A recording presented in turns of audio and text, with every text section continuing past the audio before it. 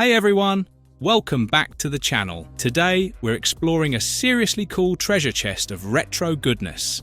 The top 15 Game Boy Advance homebrew games that truly feel like lost Nintendo gems. These fan-made projects show how much creativity is still alive on this beloved handheld. Before we jump in, make sure to like the video and subscribe to support the channel.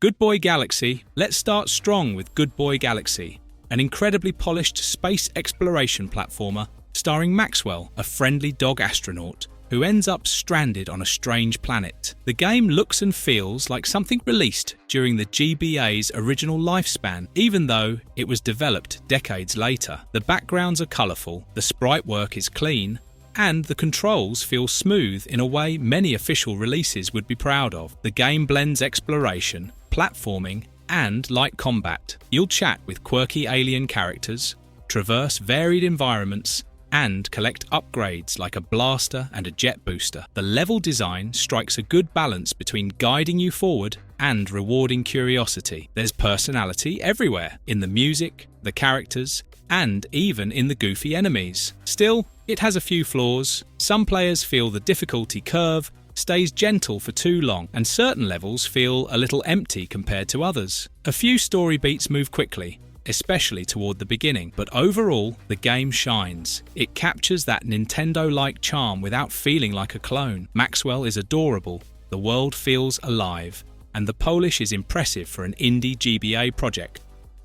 Anguna, Warriors of Virtue. Next up is Anguna, Warriors of Virtue, a top-down action-adventure that fans love comparing to classic Zelda. It offers a big overworld, 5 handcrafted dungeons, and a solid arsenal of items including bombs, a bow, a lantern, and even bear traps. The moment you step into the first forest area, you get classic handheld nostalgia. The warm colours, the simple but cozy music, and the satisfying sword swing sound effects all set the tone. The game rewards exploring every corner. Rooms hide secrets, dungeons contain puzzles, and the areas link together in ways that encourage you to revisit places once you gain new items. That sense of progression and discovery is exactly what players love about retro action RPGs. There are some shortcomings though. The map design occasionally feels repetitive, and you might run through multiple similar hallways before finding anything exciting. Combat can feel stiff at times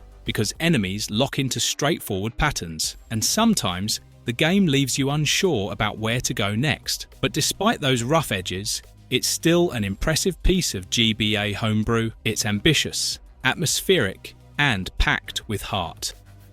Powder. If you like roguelikes, difficult dungeons, and games that proudly refuse to hold your hand, then Powder is something you'll appreciate. It was originally designed for the GBA before being ported elsewhere, which is unusual, because most homebrews take the opposite path. This game goes deep. Randomized dungeons, a huge variety of spells, many monsters, and several gods you can devote yourself to for unique blessings. Every run forces you to make careful decisions. Should you identify that strange potion now, or risk drinking it blind? Should you fight that monster head-on, or lure it into a corridor? Should you test that scroll, or save it for later? Choices matter, and the dungeon rarely forgives mistakes. It's the kind of game that loves to humble players and then wave cheerfully as they try again. Its complexity is both a strength and a weakness. New players might feel overwhelmed and confused during the first few runs. The interface isn't always intuitive, and certain mechanics take a while to understand. Some players also report that playing on actual hardware can be tricky, because save behaviour varies with different flashcards. But once you get past the learning curve, it becomes an addictive loop of strategy, surprise, and just one more run energy. Wimmanu, Grinding Blocks Adventure. This one is cute, quirky, and surprisingly intense. Wimmanu, Grinding Blocks Adventure stars a tiny blue penguin named Wimmanu. He pushes blocks around rooms to crush alien jelly creatures called Wekas. Think of it as a mashup between a block-pushing puzzle game and a light action game. The music is fast and upbeat, the animations are expressive, and the game wastes no time getting you sliding blocks left and right. Each level gives you different obstacles, breakable blocks, power-ups, environmental traps, and time pressure. You also get fun tools like dynamite, or the ability to crack the ground beneath certain enemies. There are downsides. The graphics are simple and don't change much between levels. After a while, the gameplay loop feels repetitive if you play for long sessions, and the difficulty curve jumps unexpectedly around the middle, catching some players off guard. But overall, Wimmanu's charm makes up for it. The game has that cheerful handheld energy you expect from older GBA puzzlers, and watching Wimmanu scoot around the levels is oddly adorable. Apotris. Apotris is a standout puzzle game that takes heavy inspiration from block stacking classics. It's fast, responsive, customizable, and more technically advanced than many players expect a GBA homebrew puzzle game to be. The game gives you multiple modes, snappy controls, and enough depth to keep you improving with each session. The reason Apotris has such a strong reputation is because of how smooth it feels. There's little input delay, the rotation system is forgiving but skill-friendly, and advanced mechanics work reliably. People praise how satisfying the gameplay is, especially during high-speed levels. Still, it's not perfect. There isn't a big story mode or a flashy presentation. The menus and backgrounds stay plain throughout the experience. Someone looking for a more cinematic handheld puzzle adventure might want more variety, but the game nails its core purpose extremely well. It's clean, technical, and very polished in terms of gameplay.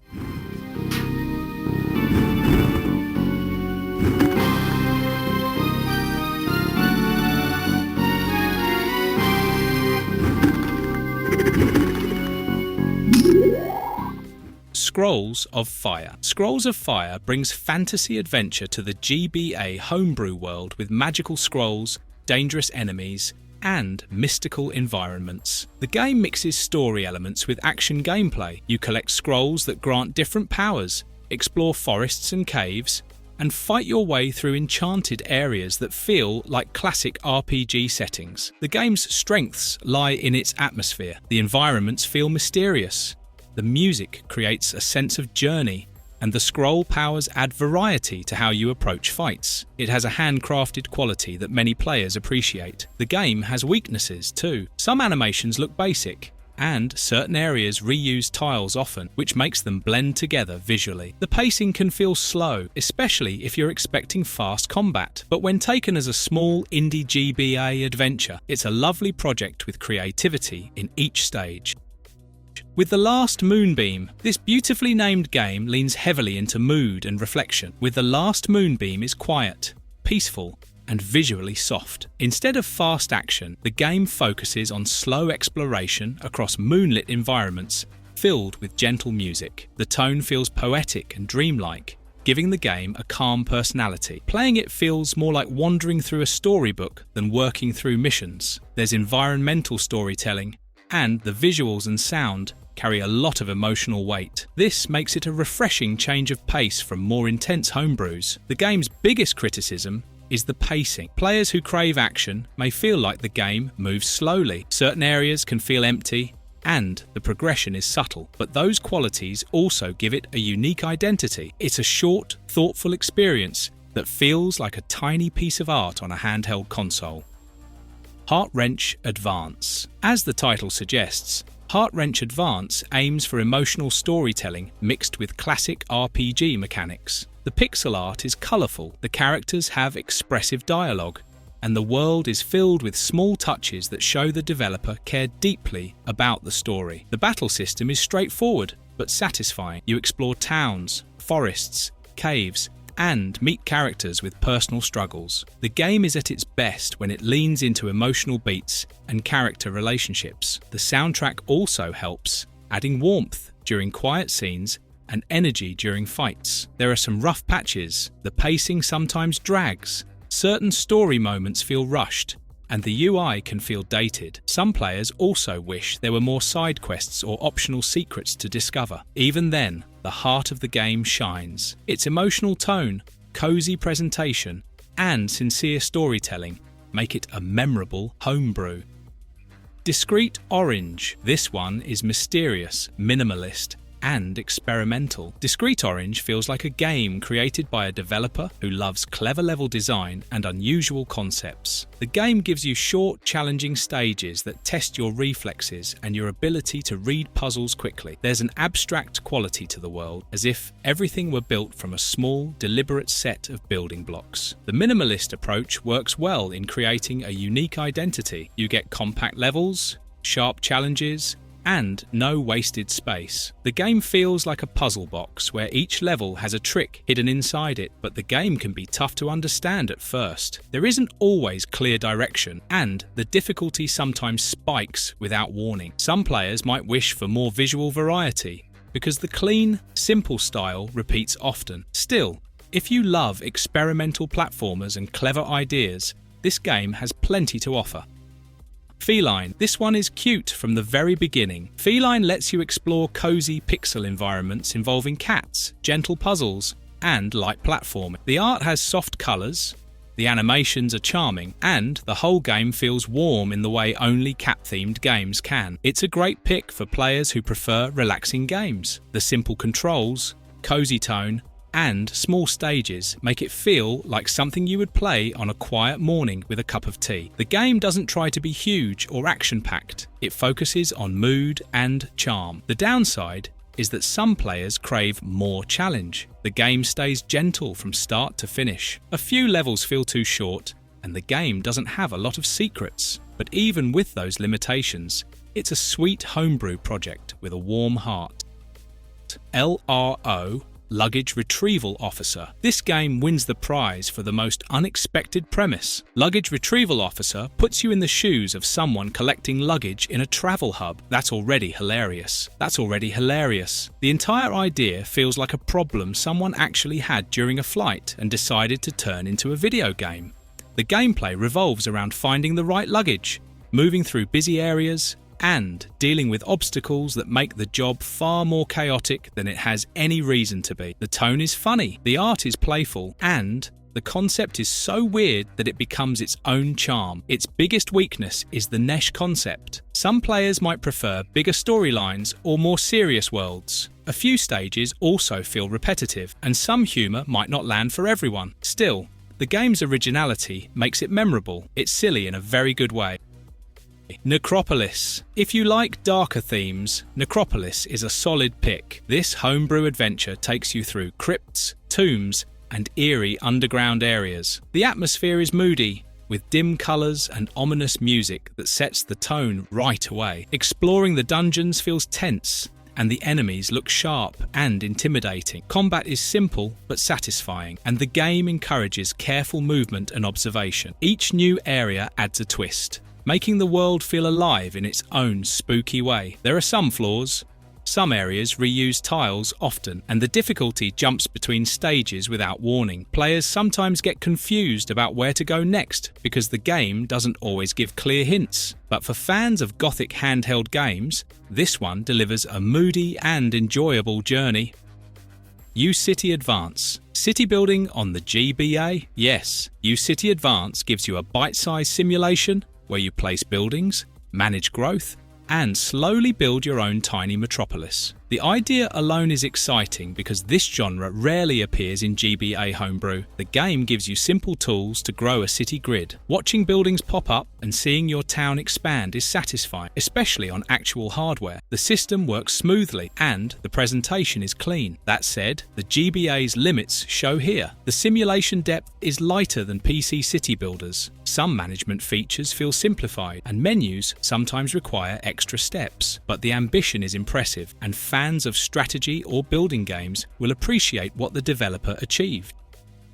Blind Jump. Blind Jump is fast, small, and intense. You guide a character through stages where visibility is limited and timing is everything. As the name suggests, certain jumps feel like leaps of faith, and that creates a fun tension throughout the game. The controls are tight, the stages are short, and the challenges are designed to make you retry until you nail the movement perfectly. When you finally clear a difficult sequence, it feels incredibly rewarding. The game does have challenging moments that can frustrate new players.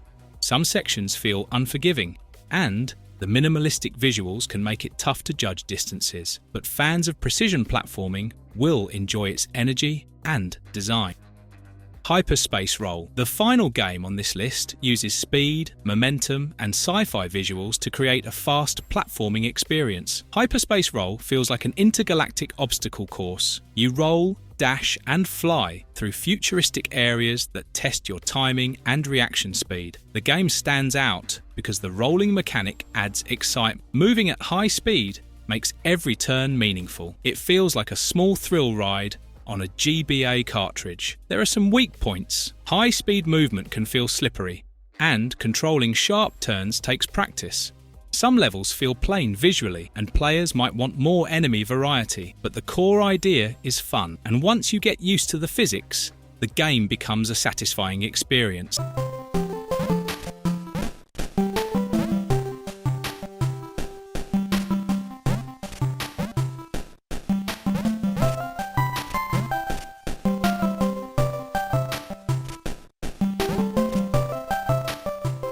Marvelous verdict. And that wraps up our list of the top 15 GBA homebrew games that feel like hidden Nintendo treasures. These developers put huge effort into keeping the GBA alive, and it's amazing to see so much creativity on a console from the early 2000s. If you want more retro deep dives and fun gaming breakdowns, make sure to like the video, subscribe, and ring the bell. Thanks for watching. See you in the next one.